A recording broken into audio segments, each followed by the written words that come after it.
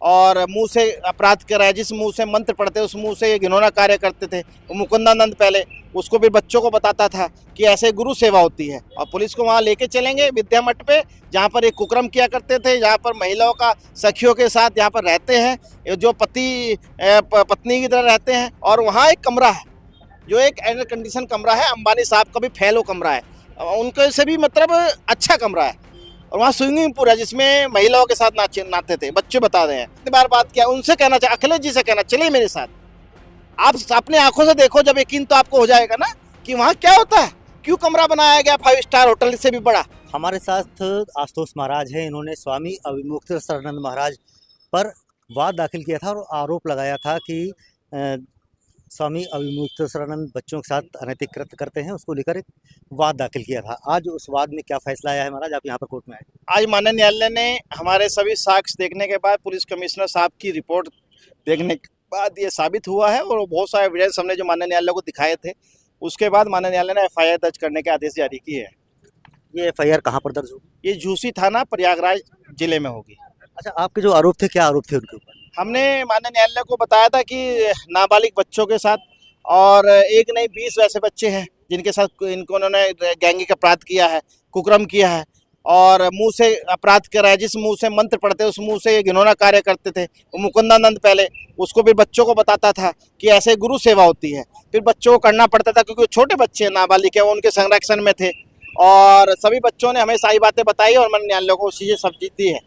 ऐसे गंदा काम करने वालों के खिलाफ FIR होना चाहिए, इनको जेल में डाल देना चाहिए। आज क्या लगता है, आपको न्याय मिला है? हाँ, माननीय न्यायालय से हमें न्याय के मंदिर से पहले चरण का हमें न्याय मिल गया है। प्रथम चरण का हमें मिल गया। आगे आप क्या करेंगे इस पे? अब हम सारे एविडेंस पुलिस को देंगे, और पुलिस को हम सब चीज दिखाएंगे, और पुलिस को वहाँ लेके चलेंगे विद्या मठ पे, जहाँ पर एक कुकर्म किया करते थे, जहाँ पर महिलाओं का सखियों के साथ यहाँ पर रहते हैं, जो पति पत्नी की तरह रहते हैं। मैं सार्वजनिक नहीं बता सकता हूँ। और वहाँ एक कमरा है जो एक एयर कंडीशन कमरा है, अंबानी साहब का भी फैलो कमरा है, उनके से भी मतलब अच्छा कमरा है। और वहाँ स्विमिंग पूल है जिसमें महिलाओं के साथ नाते थे। बच्चे बता रहे हैं, वहाँ बच्चों ने बहुत सारी ऐसी चीजें दबा रखी हैं, छुपा रखी हैं, जो हम पुलिस को ले जाके दिखाएंगे। आज मैं उन लोगों से भी कहना चाहता हूं, नेताओं से, माननीय लोगों से, जो लोग कह रहे थे कि हम झूठ, हमने मुकदमा कराया। डिप्टी CM साहब के जो संबंध इनसे लगाकर धरने में थे, इनकी कॉल डिटेल की जांच की मैंने मांग किया है।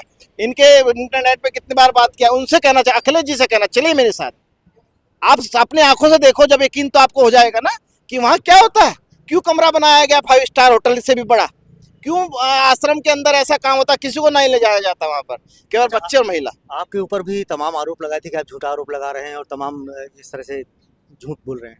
उनकी बात आज CA से खारिज हो गई है। उनके जितने भी दावे थे सब खत्म हो गए हैं। FIR दर्ज होते ही, आदेश होते ही, वह उनकी बात सब खत्म हो गई है। न्यायालय ने सारे साक्ष्य देखने के बाद, एक जिले की न्यायाधीश, अपर न्यायाधीश महोदय ने न्याय दिया, और हमें पूरा न्याय की आज जो उम्मीद थी पूरी, हमें आज न्याय मिला है। कोई यात्रा भी निकाल रहे हैं? हाँ, सनातन यात्रा निकाल रहे हैं। विद्यापीठ जो इनका बनारस का आश्रम है, वहां तक हम जाएंगे, और पंचम तर पे सबको दिखाएंगे, इनके सबूत दिखाएंगे, जो वहाँ कमरा दिखाएंगे, स्विमिंग पूल दिखाएंगे, जिसमें रंगरलियां मनाचे हैं अपने सखियों के साथ और कुकर्म बच्चों के साथ जो करते हैं। तो धन्यवाद महाराज। वकील साहब, आपने इस केस को लड़ा है और जीत हासिल की है, क्या कहें? मेरा ये कहना है कि ये आदेश उन जख्मों पे मरहम है जो भारत की संस्कृति को घायल कर रहे थे और रौंद रहे थे। ये बच्चों के साथ किए गए कुकर्म और अपराध में FIR दर्ज कर विवेचना का आदेश होने के साथ साथ भारतीय संस्कृति और सनातन संस्कृति को घायल करने वाले ऐसे शख्स के खिलाफ ये आदेश है जो विश्व गुरु माना जाता हो भारत, वहाँ का जो कहते हैं ये धर्म सम्राट कहे जाने वाले, उनके द्वारा अगर इस प्रकार का घृणित अपराध किया जा रहा है तो वो जगह आश्रम में उनकी नहीं है। वो जगह कहाँ है, ये आदेश सुरक्षित रूप से बता देगा। और आपके संज्ञान में भी एक बात रख दूं, स्पष्ट कर दूं कि माननीय न्यायालय ने जो आदेश किया है, उन लाइनों की ओर आपको ध्यान मुखातिब करा दूं कि प्रथम सूचना रिपोर्ट दर्ज करते हुए महाराज जी, उसमें एक गाइडलाइन दे रखा है कि जो घिनौने से घिनौने अपराधों का संज्ञान अदालत को पक्षकार ने दे रखा है, वादी मुकदमा ने दे रखा है, उन बिंदुओं पर ध्यान आकृष्ट करते हुए विवेचक को कहा कि इसकी तह में जाके विवेचना करके आप ले आइए। केवल ये नहीं कहा प्रथम सूचना रिपोर्ट करके केवल आप विवेचना कीजिए, उन बिंदुओं की तह में जाइए। ये बहुत बड़ी बात है।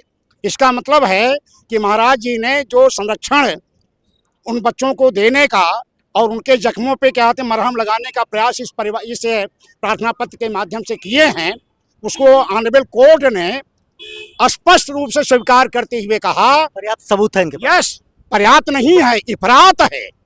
पर्याप्त ये कहते हैं कि केवल आधार आदेश करने का, इफरात है। और इससे स्पष्ट होता है कि वो हमारे क्या कहते हैं धर्म के स्तंभ नहीं हैं, वो अपराध के स्तंभ हैं और उनका स्थान अन्यत्र में है। वो कानून बताएगा। मैं एसके मानस संकीर्तन टोपी वाला सीनियर एडवोकेट महाराज जी का शिष्य। बिल्कुल आशुतोष महाराज हैं और इनका कहना है कि आज उन्हें न्याय मिला है और ये जो स्वामी अविमुक्तेश्वरानंद है उनके खिलाफ कोर्ट ने एफआईआर दर्ज करने के आदेश भी दिए हैं। पंकज श्रीवास्तव, प्रयागराज। राहुल जी पदयात्रा कर रहे हैं, वो कर रहे हैं, 10 दिन के बाद खत्म हो जाएगा। जमीन पे अगर नहीं आएगा तो क्या मतलब? राहुल जी के पदयात्रा करने के क्या क्या कारण है, क्या क्या मुद्दे हैं, किस बात को लेके चल रहे हैं? भाई अकेला चना भाड़ नहीं फोड़ पाएगा। तो मुझे अधिकृत कर दें कि मैं अपने हिसाब से संगठन उसका बनाऊं और उसका चलाऊं, और 6 महीने आप देखिए, अगर सही हो तो आगे बढ़ा दीजिए। मुझे प्रांतीय अध्यक्ष बनाया गया। 13-14 जिले पड़ते हैं पश्चिम में। तो जब मैं बना तो वहां मैंने संविधान बचाओ संकल्प सभा चलाई।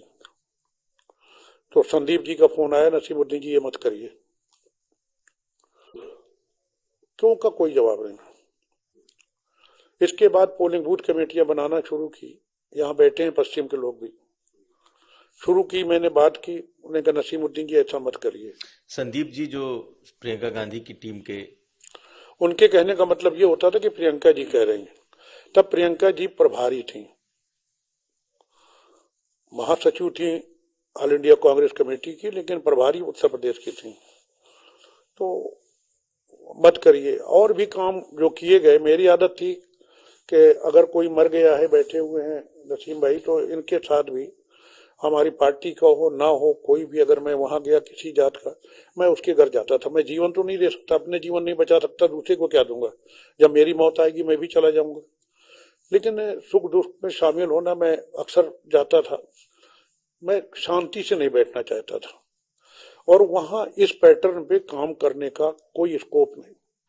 वहां पर जनसभा कर लीजिए, टेबल टॉक कर लीजिए, योजनाएं बना लीजिए, तो वो ठीक है। हालांकि अब पोलिंग बूथ कमेटियां बनाना शुरू की हैं।